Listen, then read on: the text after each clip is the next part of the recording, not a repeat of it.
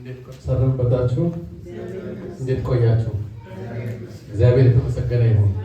የጠበቀን የረዳን እግዚአብሔር የተመሰገነ ይሁን። ለዛሬ ያበቃን፣ በፊቱ እንድንሆን የረዳን።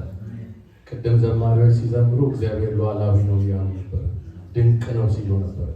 እግዚአብሔር ድንቅ ነው። እዚህ ቦታ እንድንገኝ የረዳን እግዚአብሔር ነው። እዚህ እስቲ ስማርት ሆኖ እዚህ የተገኛለ፣ ጥበበኛ ሆኖ የተገኛለ የለም። እግዚአብሔር ሉዓላዊ ስለሆነ እግዚአብሔር ስለፈለገ ስለፈቀደልን እዚህ ተገኝተናል። እዚህ እንድንገኝ የረዳን እግዚአብሔር የተባረከ ይሁን። እስቲ ይህን እግዚአብሔርን እናመስግነው። እስቲ በጸሎት ክብር ይገባዋል። በመንፈስ ሆነን ቅድም መዝሙር ላይ ሲዘመር እግዚአብሔር እየተናገረን ነበረ፣ ሉዓላዊነቱን እየነገረን ነበረ። አሁን ደግሞ እግዚአብሔር እስቲ በቃሉ በኩል እንዲናገረን በጸሎት ሆነን እስቲ እግዚአብሔርን እንጋብዘው። እግዚአብሔር ሆይ መጥተናል፣ ተናገረን እንበለው። ለእያንዳንዳችን ሊናገረን የማያልቀው እግዚአብሔር በጉባኤያችን በመካከላችን አለ። ይህ እግዚአብሔር እንዲናገረን እንጠይቀው።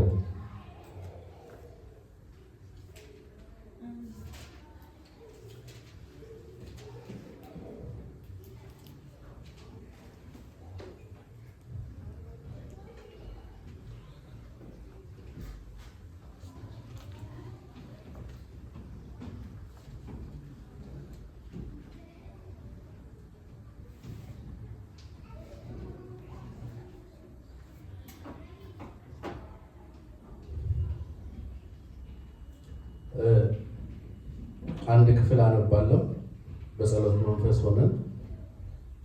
ኢየሱስም ቅፍርናሆም እንደደረሰ አንድ የመቶ አለቃ ቀርቦ እንዲህ ሲል ለመነው፣ ጌታ ሆይ አገልጋዬ ሽባ ሆኖ እጅግ በመሰቃየት ከቤት ተኝቷል አለው።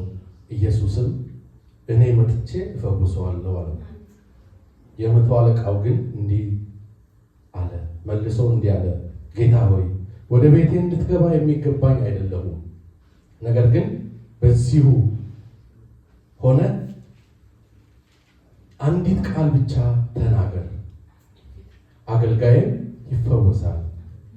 እኔ ራሴ የማዛቸው ብዙ ሰዎች አሉ ይልና ወረድ ብሎ ኢየሱስም ሂድ፣ እንደ እምነትህ ይሁንልህ፣ ሂድ፣ እንደ እምነትህ ይሁንልህ። ቅዱስና የተፈራህ የዘላለም አምላክ እግዚአብሔር ሆይ ከቀናት መካከል ዛሬ እግዚአብሔር ሆይ በፊትህ እንድንሆን በዚህ ሰዓት ስለሰበሰብከን እናመሰግናለን። ጌታ ሆይ እዚህ የመጣች ነፍስ ደግሞ አንተን ብላ መጥታለች። እግዚአብሔር ሆይ አንተን ብለን ወደ ቤት መጥተናል። እግዚአብሔር ሆይ በመገኘትህ አረስርሰናል። ጌታ ሆይ መገኘትህ አስደንቆናል። አሁንም ደግሞ ጌታ ሆይ እንድትናገረን በቃል በኩል ወደ አንተ እንጸልያለን። እግዚአብሔር ሆይ በኢየሱስ ክርስቶስ ስም ተናገረን። እግዚአብሔር ሆይ በቃል መጽናናትን ላክልን። እግዚአብሔር ሆይ በቃል ፈውስን ላክልን። እግዚአብሔር ሆይ በቃል እምነትን ጨምርልን።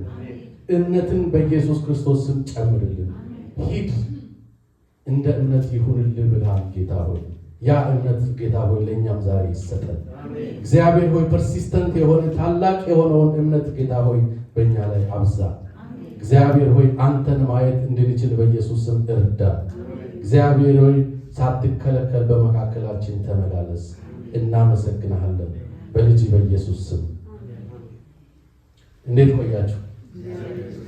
ዛሬ አብረን እንድንካፈል የፈለኩት የእግዚአብሔር ቃል በታይትል የሰጠሁት የጸና እምነት ይላል።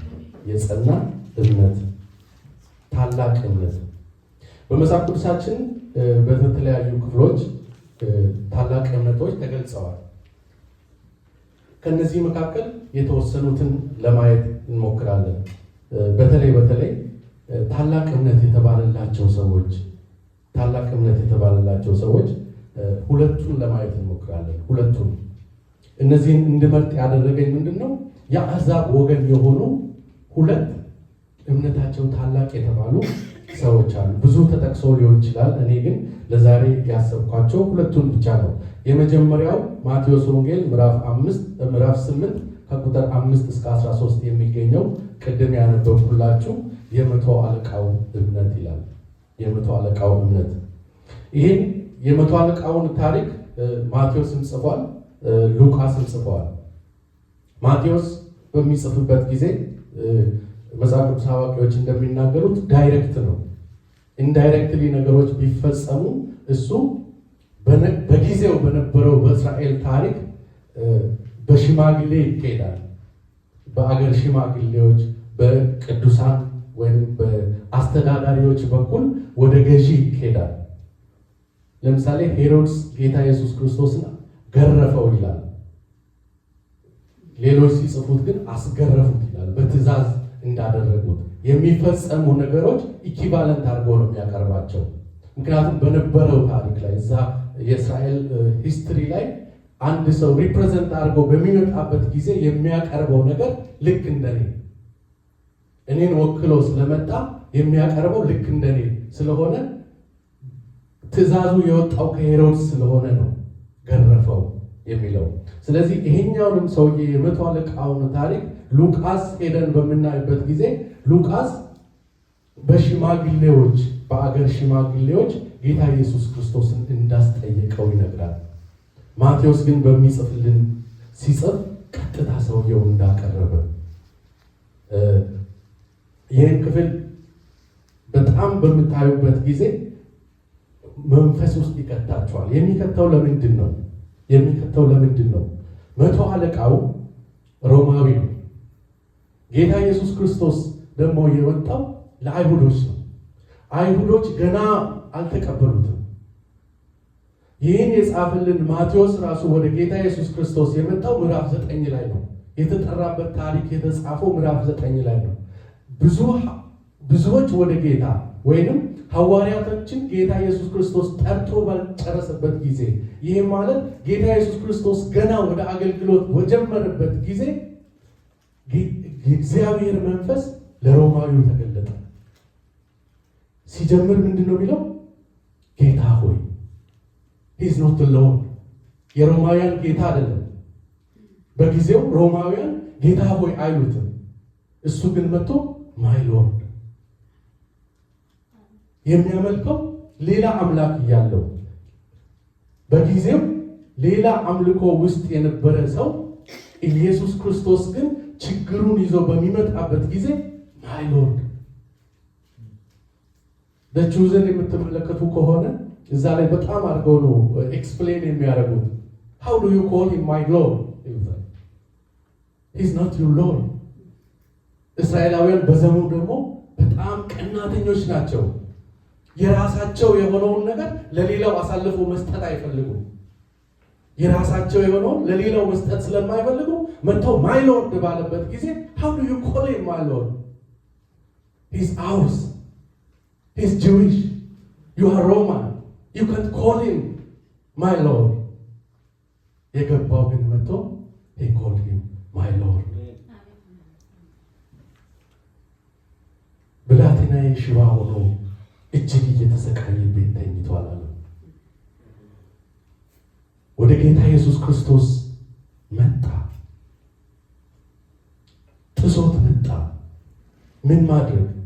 አይሁድ ሳይሆን ሮማዊ ሆኖ ጌታ ኢየሱስ ክርስቶስ ተከታዮችን ባላፈራበት ብዙ ባልተነገረበት ሰዓት ግን ተገለጠለት።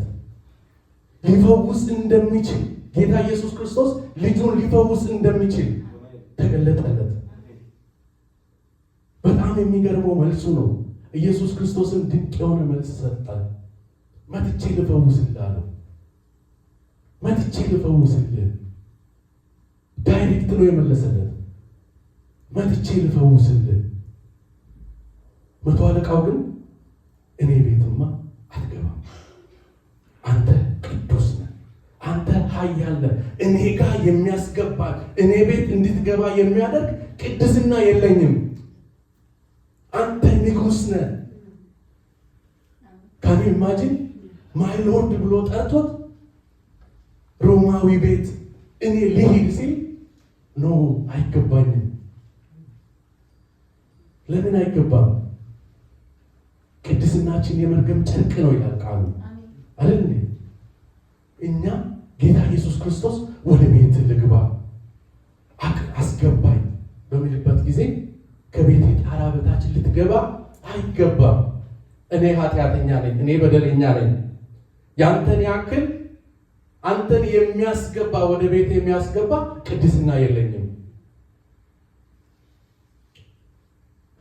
ይሄን በመንፈሳዊ ተረድቶ፣ ሁለተኛ ደግሞ በወታደራዊ ቋንቋ ማዘዝ የምትችል ባለስልጣን ነህ። አንተ ካዘዝክ ይሆናል።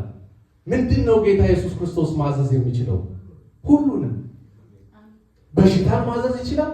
በመንፈሳዊ ዓለም ማዘዝ ይችላል። በዛኛው ዓለም ማዘዝ ይችላል። ስለዚህ ይሄ ሰውዬ ገና ከእንቅስቃሴው ከጌታ ኢየሱስ እንቅስቃሴ የተረዳው ምንድን ነው? አንተ ማድረግ ትችላለህ፣ እኔ አምናሃለሁ። በስሬ ምክትል 100 አለቃ አለ፣ 50 አለቃ አለ፣ 10 አለቃ አለ። አንዱን ና ብለው ይመጣል፣ ሌላውን ሂድ ብለው ይሄዳል። ይታዘዙልኛል። እንደዚህ መታዘዝ በሽታውን ማዘዝ ትችላለህ። እንደዚህ መታዘዝ ችግሬን ማዘዝ ትችላለህ። የራሱን ችግር ይዞ አይደለም የመጣው፣ የልጁን ችግር ነው ይዞ የመጣው። ያንን ችግር ግን ማድረግ ትችላለህ። You are my Lord።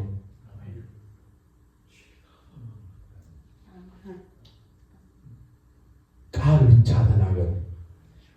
አንተ ያልከው ሁሉ እንደሚፈጸም አምናለሁ። ቃል ብቻ ተናገር። ያለብኝ በሽታ ነው ዛሬም እንመን። ያለብን በሽታ ነው፣ ያለብን ችግር ነው። ጌታ ኢየሱስ ክርስቶስ ቃል ይናገር። ቃሉ ዛሬም ይሰራል። አሜን።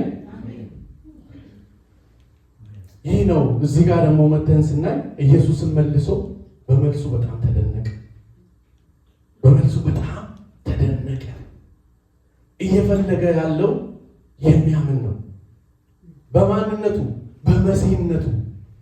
እስራኤላውያን ገና መሲህ መሆኑን አልተቀበሉም። ስለዚህ ከጎኑ ያሉት ሰዎች ጋር ዞሮ ከእስራኤል መካከል እንኳን እንዲህ ያለ እምነት ያለው አላየሁም። ከእስራኤል መካከል እስራኤል ማን ነው? የእግዚአብሔር የተመረጠ ሕዝብ፣ የተመረጠ ትውልድ፣ ጌታ ኢየሱስ ክርስቶስ እንደሚመጣ የሚያውቅ ትውልድ፣ መሲሁ ሆኖ እንደሚመጣ የሚያውቅ ትውልድ። አሕዛብ ግን የሆነው ሮማዊው ጌታ ኢየሱስ ክርስቶስ እንደሚመጣ ያውቅ። ኦሪትን አግኝቶ መጽሐፎችን ብሉይ ኪዳኑን አግኝቶ ካነበበ ሊረዳ ይችላል። አይሁን ነው። ነገር ግን እስራኤላውያን ይመጣል፣ በየት በኩል? በንጉሥ ቤተሰብ በኩል ይመጣል ብለው ይጠብቁ ነበረ። ጌታ ኢየሱስ ክርስቶስ ግን በበጎች በረት ውስጥ መጣ። ኤክስፔክቴሽናቸው እንደ ሰለሞን እንደ ሙሴ ይጠብቁ ነበረ። አሻጋሪ የሆነ ከሮማውያን እስር ውስጥ ከሮማውያን አገዛዝ የሚያስወጣ ሲጠብቁ ነበረ። ለዛ ነው መሲሁን ለመቀበል የዳገታቸው። እሱ ግን መጣ። በዛን ዘመን ቃል ከተገባላቸው ልጆች ውጪ ያሉት ተረዱት። ጌታ ሆይ ኢየሱስን መልሶ ከእስራኤል መካከል እንዲህ ያለ እምነት አላየሁም። ከዛ በኋላ ነው ለእኛም መግባት የሆነልን። ለእኛ መግባት እንደሚቻል በዛ ውስጥ አስተማረ። ብዙዎች ይላል፣ ብዙዎች ከምስራቅና ከምዕራብ ይመጣሉ፣ በመንግስት ማዕድ ዙሪያ ከአብርሃም ከይስሐቅ ከያዕቆብ ጋር ይቀመጣሉ። ቃል የተገባላቸው ልጆች ግን በእሳት ውስጥ ይጣላሉ። ጥርስ ማፋጨት በሚሆንበት ይጣላሉ። መንግስት ጌታ ኢየሱስ ክርስቶስ የመጣበት ፐርፐስ የሚያምኑትን ለማዳን፣ እነዚህን እኛን ዛሬ እኛን ለማዳን እኛ ጋር እንዲደርስ መንገዱ የተከፈተልን በኢየሱስ ክርስቶስ በኩል ነው። ጌታ ኢየሱስ ክርስቶስ እምነትን ያያል። አደነቀለት፣ እምነቱን አፕሪሼት አደረገው።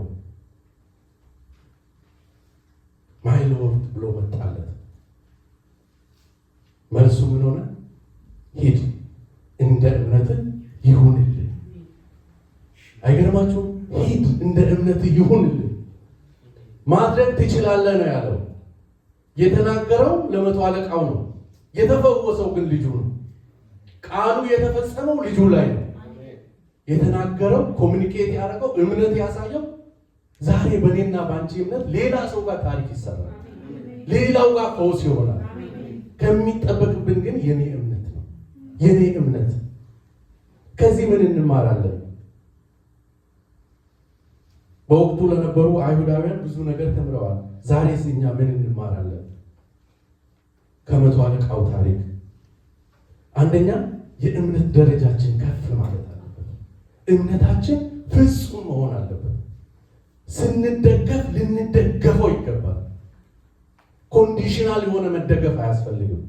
እግዚአብሔር ሉዓላዊ ስለሆነ ማድረግ የሚችለውን የሚያደርገው። አንዴ ለጓደኛዬ በጣም ስለ ኢየሱስ ክርስቶስ ተናገርኩና ኦልሞስት ወደ መቀበል ካለ በኋላ ግን ለመሆኑ ግን ሱናሚ የሚመጣው አረብ ላይ ሰው የሚሞተው ይህን ሁላ እያለ ለምን ዝም ይላል? ለምን ዝም ይላል? ለምን እስከኛ አልተወለደም? ለምን ከነሱ ተወለደ? እግዚአብሔር ምንድን ነው? ሉዓላዊ ነው። ለእኛ ብቻ ነው የሚገባው እግዚአብሔር ሉዓላዊ የሚለው።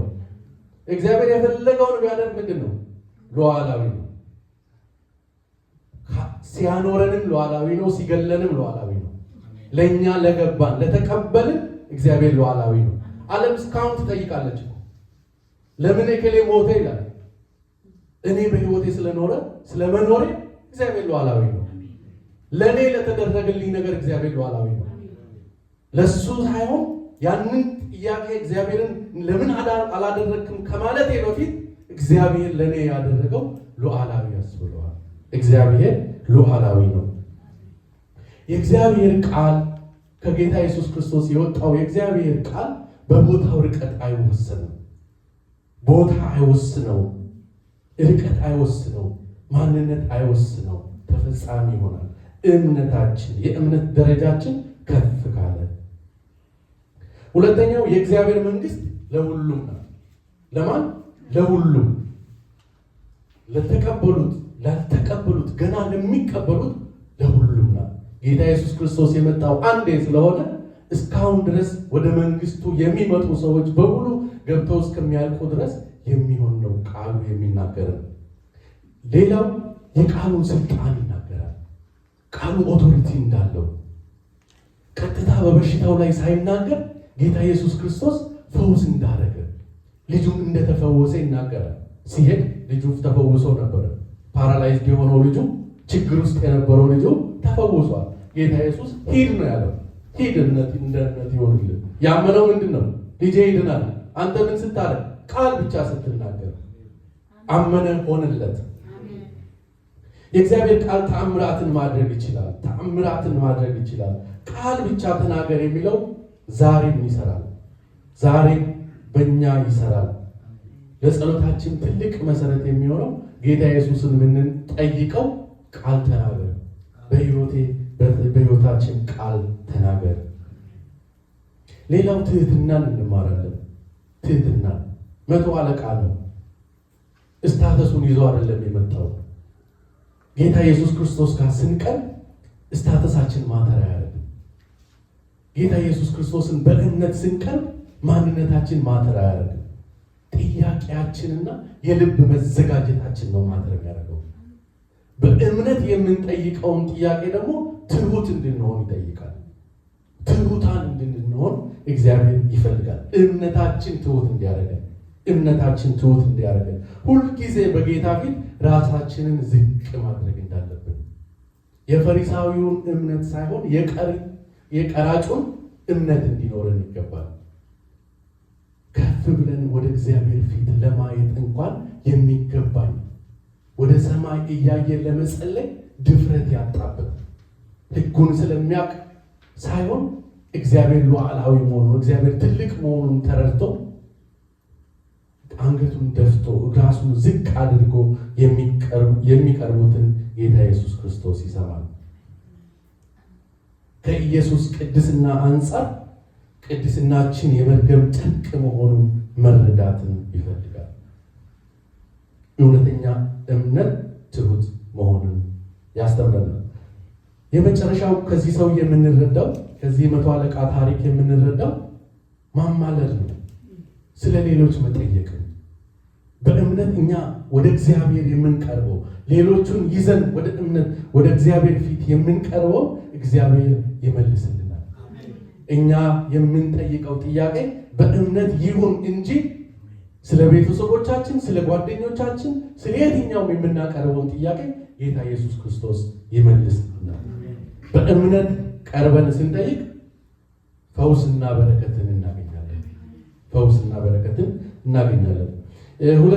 ሁለተኛው ታሪክ ዛሬ ላካፍላችሁ የፈለግኩት ማቴዎስ ምዕራፍ 15 ከቁጥር 21 እስከ 28 ያለው የከናናዊት ታሪክ ነው።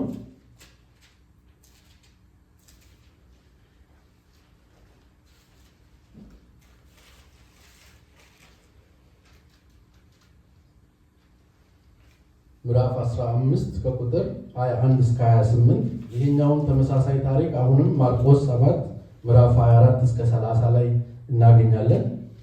የከነናዊቷ ሴት እምነት ይላል። ኢየሱስም ከዚያ ወጥቶ ወደ ጢሮስና ወደ ሲዶና ሀገር ሄደ። አንዲት ከናናዊት ሴት ከዚያ አካባቢ በመውጣት ወደ ኢየሱስ መጣ። ጌታ ሆይ፣ ከነናዊት ሴት ከነናውያን እነማን ናቸው? ከነናውያን እስራኤላውያን ከግብፅ በሚመለሱበት ጊዜ አጥፍቷቸው ቦታውን የያዙ የእስራኤል ጠላት ተብለው ካታጎራይዝ የተደረጉ እንዲጠፉ የሚፈለጉ የማይፈለጉ ዘሮች ናቸው። ከነሱ መካከል ሆና ግን ወደ ጌታ ኢየሱስ ክርስቶስ መጣ። ጌታ ሆይ አለችው። ጌታ ሆይ ብላ አላቆመችም። የዳዊት ልጅ ሆይ ማረኝ፣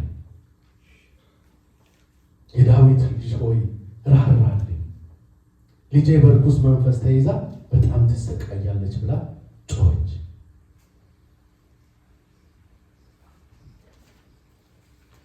ቅድም ከላይ እንደተናገርኩት ይቺ ሴት ከነናዊት ሴት ናት። ጌታ ኢየሱስ ክርስቶስን ስለ መምጣቱ የምታውቅ አይደለችም። ስለ መሲህነቱ ገና ትንቢት አልተነገራትም። የተነገረው ትንቢት ለአይሁዶች ነው። እቺ ግን ጌታ ኢየሱስ ክርስቶስን የዳዊት ልጅ መሆኑን ተቀብላ ከዳዊት ዘር ሊመጣ ያለው ይህ ነው መባሉን ተቀብላ ራራልኝ፣ ኃጢአትን ሊሰረይ የሚችል በሽታን ሊፈውስ የሚችል መሲህ መሆኑን ተቀበለች። በጣም የሚገርመው እርሱ ግን አንድም ቃል አልመለሰላትም ይላል። እርሱ ግን አንድም ቃል አልመለሰላትም፣ ዝም ማለት። የእግዚአብሔር የኢየሱስ ክርስቶስ ዝምታ ያስፈራል። ወደ ራሳችን ውስጥ እንገባለን፣ ወደ ራሳችን ውሳኔዎች እንገባለን። እቺ ሴት ግን እምነት አላት። ዝም አለ። ከጎን ያሉ ሰዎች ጣልቃ ገቡ። ደቀ መዛሙራት ጣልቃ ገቡ። እየተከተለችን ትጮኻለችና ብታሰናብታትስ፣ የሆነ የስ ነው ብትላትስ ያሉ ይመስለኛል። በቃ ትጮኻለችና አሰናብታት። ማናት? ከነናዊት ሴት ናት። እነሱ የሚያምኑት ለምንድን ነው? የመጣው ኢየሱስ ክርስቶስ ለአይሁዳውያን ብቻ ነው። ስለዚህ ከኋላችን እየተከተለች አስቸገረች፣ አሰናብታት። በዛ መካከል ግን እሷን እንደገና ትጠይቅ ነበር። ዝምታው የእምነት ደረጃዋን ከፍ ለማድረግ እንጂ እንድትሸሽ አልነበረም። የጌታ ኢየሱስ ክርስቶስ ዝምታ ራሳችንን ለማሳደግ ነው።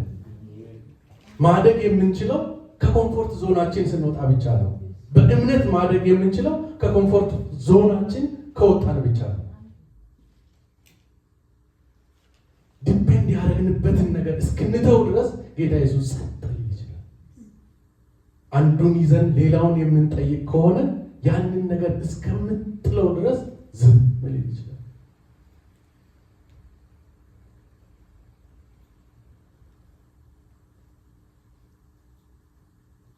የጸሎት መልስ ይዘገያል። ለአንዳንድ ሰዎች በሳምንታት የሚመለስ እኛ ጋር ሲመጣ ወራትን ወይም ዓመታት ሊፈጅ ይችላል። ይችላል። ጌታ ኢየሱስ ክርስቶስ ሁሉንም በጊዜው ውብ አድርጎ ሰራው ይላል። ስለዚህ ጊዜው እስከሚመጣ ድረስ ለእከሌ በሳምንት ስለተመለሰ ለእኔም በሳምንት ይመለስ ኬሚካል ሪያክሽን አይደለም። እኔም የምሰራውን ኬሚካል ሪያክሽን እኔ ከሰራው በአንድ ሰዓት ከሰጠኝ አንተም ብትሰራ በአንድ ሰዓት ይሰጣል። ይሄ ግን የእግዚአብሔር ነው፣ ሉዓላዊ ነው፣ መንፈስ ነው። በመንፈስና በእውነት እንድንቀርበው እንጂ የተወሰነ ሰዓት የለንም። ስንሞትም እድሜያችን የተለያየ ነው። አንዱ በ60 ይሞታል፣ አንዱ በ70፣ አንዱ በ100 የተለያየን ስለሆነ ኮሚኒኬሽናችን የተለያየ ስለሆነ በእርሱ እንድንደገፍ ፋስት የሆነ ነገር ይሰጣል። አዎ እምነታችንን ስናሳይ እርሱን መደገፍ ስንችል እርሱን መደገፍ እነሆኝ ማለት ስንችል እንደፈለክ አድርገኝ ግዛኝ ጌታ ሆይ ምራኝ ማለት ስንችል ኦፍኮርስ ፋስት ይሆናል። ምክንያቱም እሱ ከኛ ጋር አለ። ሊገዛ ስልጣኑን ሰጥተነዋል።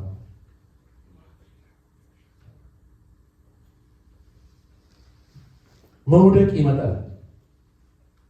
በእርሱ ስንደገፍ ግን ከወደቅንበት በጥበብ እንነሳለን። በጥበብ እንነሳለን። በወደቅንበት ቦታ ግን ብዙ እንማራለን፣ ምሕረትን እናገኛለን። ብዙ ነገራችንን እግዚአብሔር ላይ መጣልን ያስተምረናል። ጌታ ኢየሱስ ክርስቶስ ከዝምታው በኋላ የተናገረው ደግሞ ከባድ ነበር። ምዕራፍ 15 ከቁጥር 23 ላይ እርሱም ግን አንድም ቃል አልመለሰላትም። በዚያን ጊዜ ደቀ መዛሙርቱ ወደ እርሱ ቀርበው እየተከተለችን ትጮኻለችና ብታሰናብታትስ ብለው ጠየቁት። እርሱም የተላኩት ከእስራኤል ቤት ሆነው ወደ ጠፉት በጎች ብቻ ነው አለ። የተላኩት ከእስራኤል ቤት ብቻ ለጠፉት በጎች ብቻ ነው አለ። ሴትዮዋም እግሩ ላይ ወድቃ ጌታ ሆይ እርዳኝ፣ እዚህ አዳራሽ ውስጥ መገኘት የለብሽም። አዎ የለብኝም፣ ግን እርዳኝ። ማን ነው ሊቀመጥ የሚችል? ማንም የለም። ውጣ እየተባለ መግባት የሚፈልግ ማን አለ? ሴትዮዋም እግሩ ስር ወድቃ ጌታ ሆይ እርዳኝ አለችው። እርሱም መልሶ እንግዲህ ጴንጤ ስለሆነ ይሄ ቃል አይከብደንም። እርሱም መልሶ የልጆችን እንጀራ ወስዶ ለውሾች መወርወር አይገባም አላት። የልጆችን እንጀራ ለውሾች መስጠት። ልጆች ማን ናቸው? የእስራኤል ልጆች ናቸው። ጌታ ይባረክ። ዛሬ እኛም እስራኤላዊ ነን አይደል? እኛም እስራኤላዊ ነው። ክራፍት ተደርገን ወደ እስራኤላዊነት ተቀይረናል። ግን ኢማጂን ባልሆንበት ዘመን ላይ ግን ውሾች የተባልነው፣ ቡችሎች የተባልነው፣ ቤት ውስጥ የተጣለውን ነገር የሚበሉ የተባልነው አሕዛቦች ነው። እኔ ይዤ የመጣሁት ፈውስ ለአይሁዶች ነው ሲላል ቡችሎችን ከእግር ስር ሆነው ከጠረጴዛው በታች ሆነው የሚወድቀው ይበላል። የሚወድቀው አንተ ደግሞ ብዙ ስላለ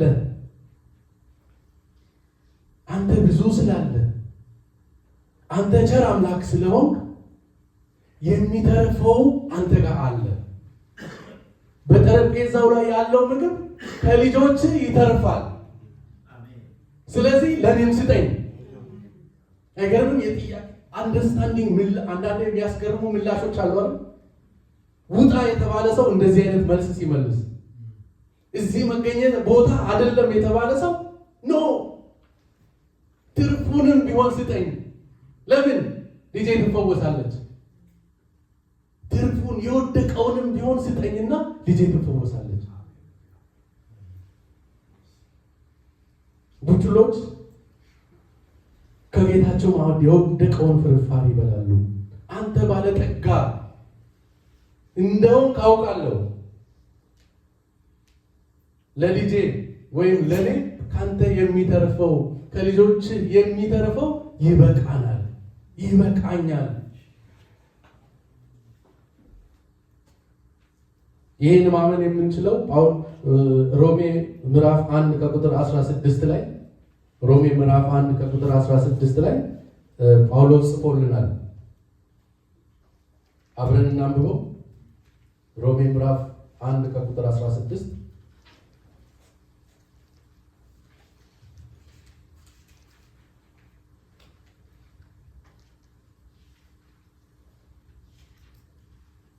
በወንጌል አላፍርምና ምክንያቱም ለሚያምን ሁሉ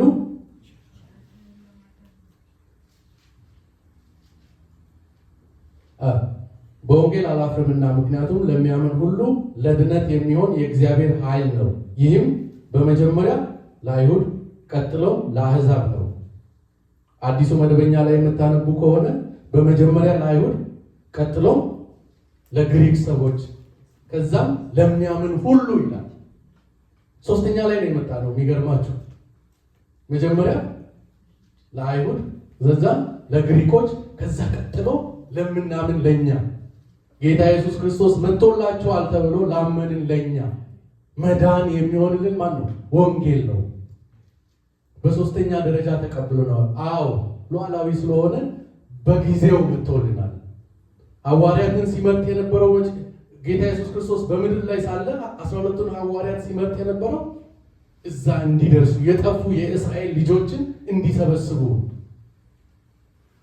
ከሄደ በኋላ በጌታ ኢየሱስ ክርስቶስ ማንነቱ ለሐዋርያው ጳውሎስ ተገልጦ ግን ለአሕዛብ እንዲደርሰው ለአሕዛብ ወንጌሉ እንዲደርስ ጌታ ኢየሱስ ክርስቶስ አምላካዊ ማንነቱ ነው የተገለጠው። ለነ ዮሐንስ ለነ ጴጥሮስ ግን ጌታ ኢየሱስ ክርስቶስ በስጋው ነበር የተገለጠው። በስጋው ተገልጦ በስጋው ያዩትን አይሁድነትን መሲህነቱን እንዲናገሩ ለኛ ሩቅ ላለነው ግን አምላካዊ በሆነ ማንነቱ ለጳውሎስ ተገልጦልን ለኛ ደርሶልናል። የአሕዛብ ሐዋርያ ተብሎ ተሰይሞ ለኛ ደርሶልናል። ተራውን ጠብቆ እኔ ማምነው እንደዛ ነው። ተራውን ጠብቆ ለምን ከእስራኤል እኔ እስራኤል አልሆንኩም ለምን ጌታ ኢየሱስ ክርስቶስ ጊዜ ስለነበረው መጀመሪያ ለልጆች ስለመጣ እስራኤላውያን የእግዚአብሔር ልጆች ናቸው። አዎ ልጆች ናቸው። ዛሬ እኔም የእግዚአብሔር ልጅ ነኝ። በማን? በኢየሱስ ክርስቶስ በኩል በማን? ክራፍት ዶኜ እንደ ቅርንጫፍ ጆይን በማድረግ የኢየሱስ ክርስቶስ ልጆች ነው። የእሷ ግን ድንቅ መልስ ነው። አንተ የሚተርፋለን አንዱን ለማድረግ ስትመጣ ብዙ ጊዜ መጽሐፍ ቅዱስ ላይ በምታዩበት ጊዜ ጌታ ኢየሱስ ክርስቶስ በመንገድ ላይ እየሄደ ይሄን ለመፈጸም ሲሄድ ሌላ መጣ ይላል። መንገድ ላይ ያስቆሙት ይላል።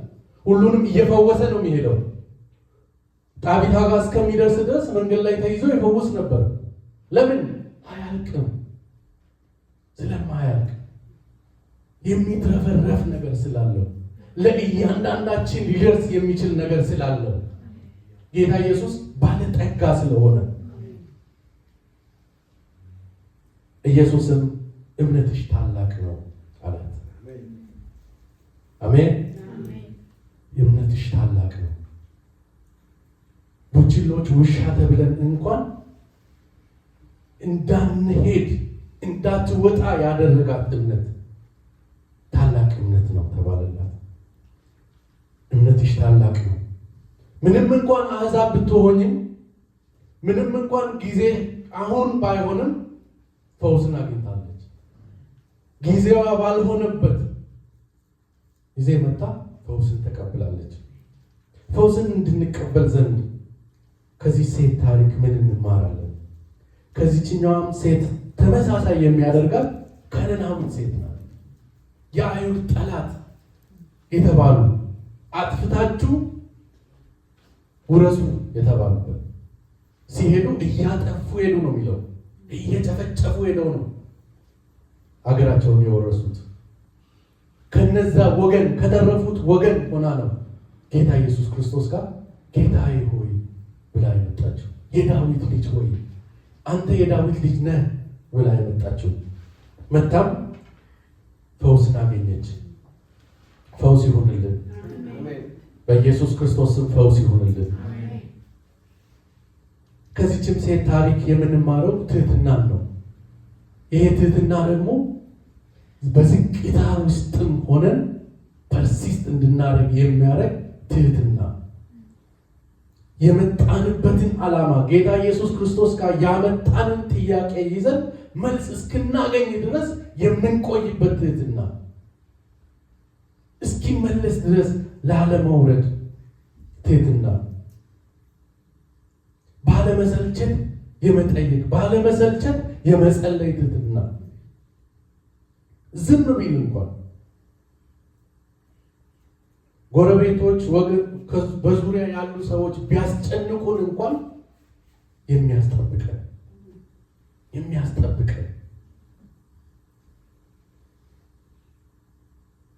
ሶስተኛው የእግዚአብሔር ጸጋ ለሁሉም መሆኑ፣ ለሁሉም ለከነናዊቷ ሴት ጭምር ጌታ ኢየሱስ ክርስቶስ እንደመጣ ያስተምረናል።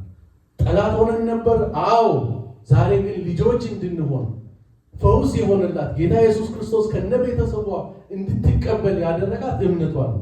አዎ፣ ይሄ መሲሁ ነው ብለን መቀበል እንድንችል። የዚህ ሴት ኳሊቲ ምን ነበር?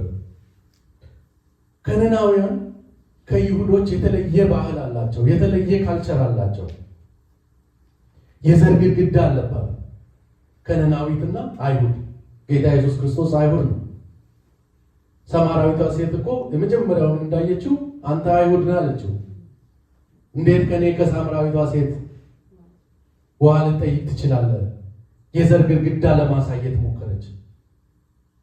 እችም ሴት የዘር ግድግዳውን አፍርሳ ነው ወደ ጌታ ኢየሱስ ክርስቶስ የቀረበችው።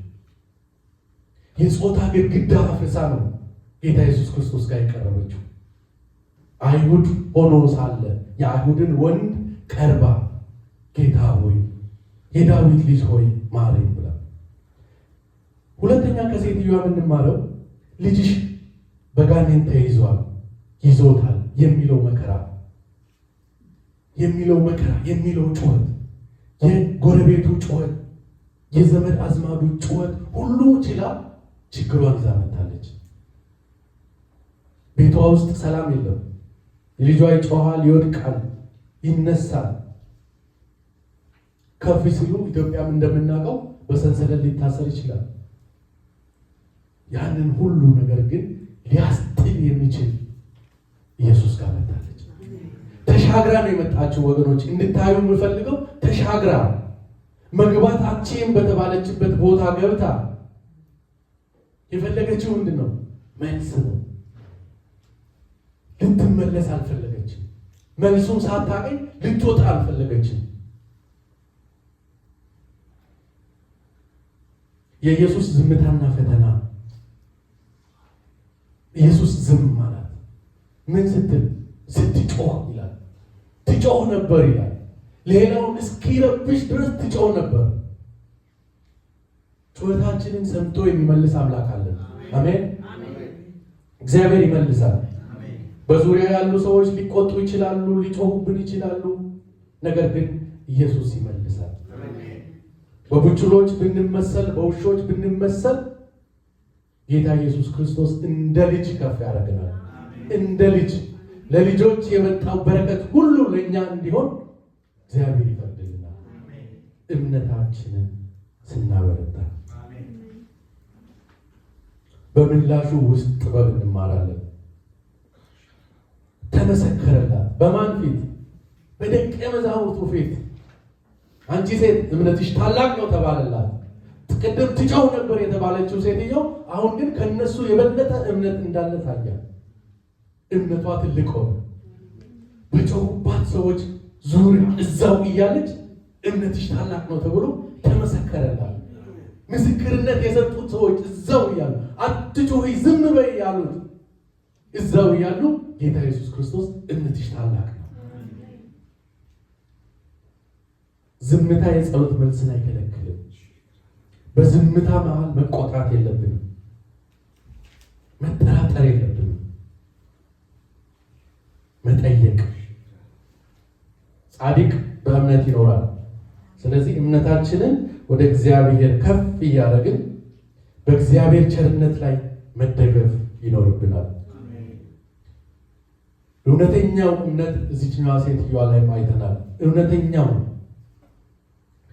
ከጸናው ጸሎት በኋላ ከጸና ጥያቄ በኋላ ፐርሲስተንት ከሆነው እምነት በኋላ መልስ ይመጣል።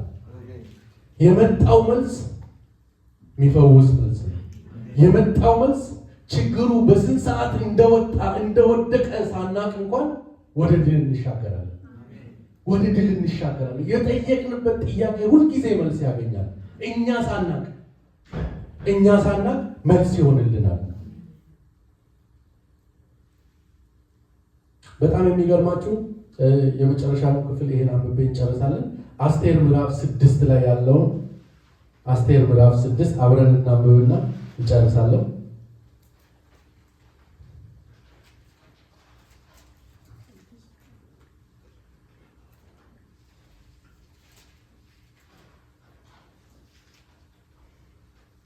አስቴር ምዕራፍ 6 በሊያም ካለ ጀምሯል።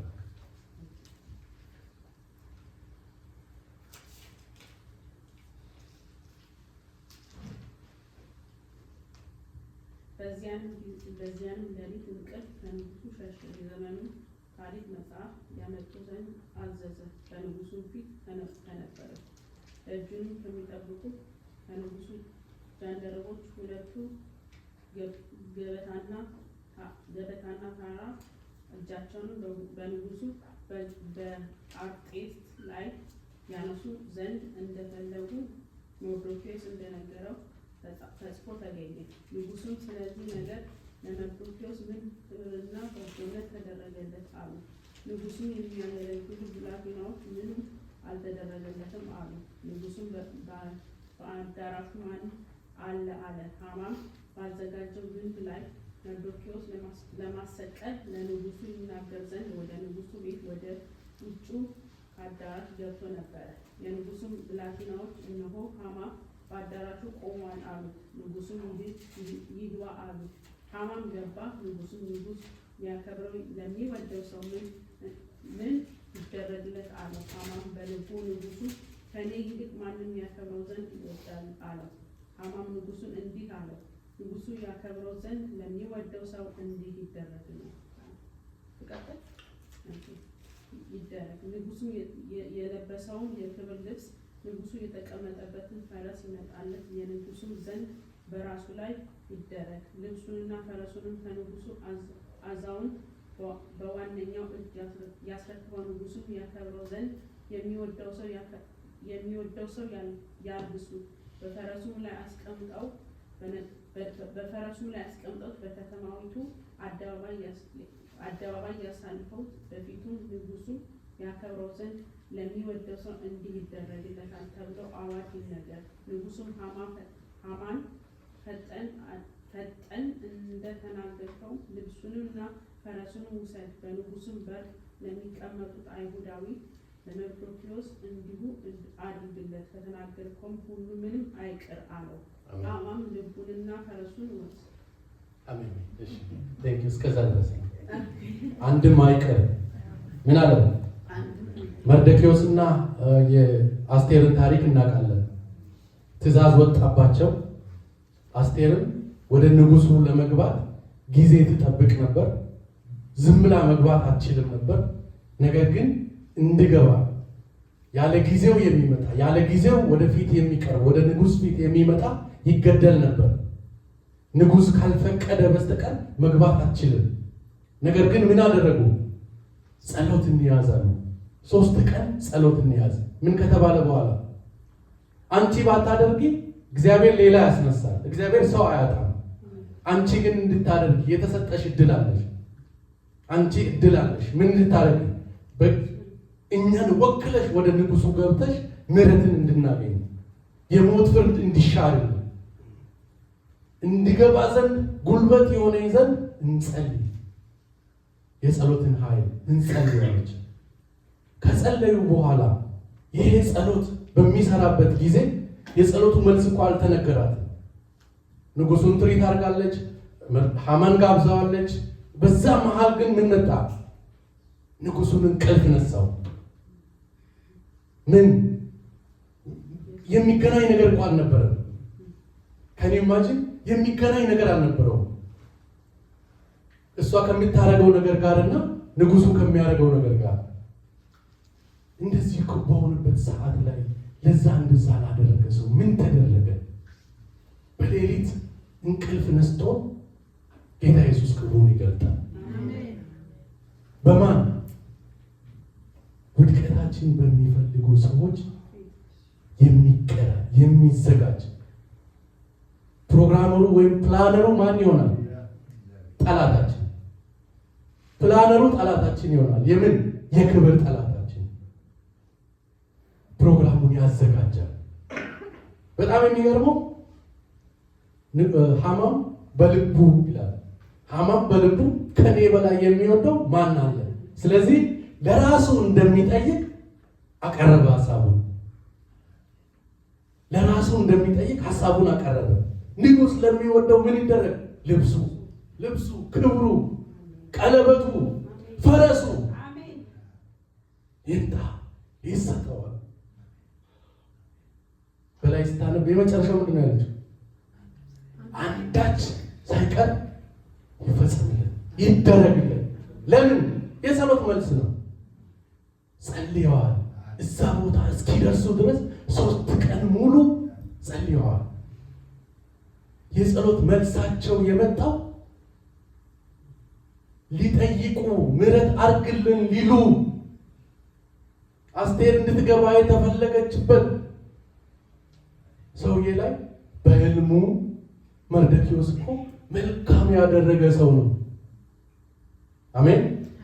መልካም ያደረግን ሰዎች ነው። በእግዚአብሔር ፊት መልካም የምናደርግ ሰዎች ነው። የጸሎት መልሳችን በክብር ይገለጣል። በማን? እኛ አሁን በምድር ላይ ያለን ጠላታችን አንድ ነው። በዛ በጠላታችን ፊት በክብር መልሳችንን እናገኛለን። በክብር ፈረስ ተቀምጠን ንጉሥ ሊያከብረው ለሚወደው ምን ይደረግለታል ተብሎ ተጠይቆ በተገለጠው በተቀመጠው መሰረት ክብር ይሆንልናል። እኛ ግን በጸሎት እንትጋ። እግዚአብሔር እኛ ደግሞ እንደ ሐማም እንላለን፣ እግዚአብሔር ከኔ በላይ የሚወደው የለም። የጸሎቴ መልስ ቀን እግዚአብሔር ያከብረኛል። እኔን ነው የሚወደኝ። ለምን? ወዶኛልና አዳነኝ አይደል? እኔን ከሌሎች ለይቶ ያዳነኝ ምንም ኖሮኝ አይደለም፣ ምንም ሆኜ አይደለም። እሱ ስለወደደኝ ነው። እኔን ብቻ ይወዳል።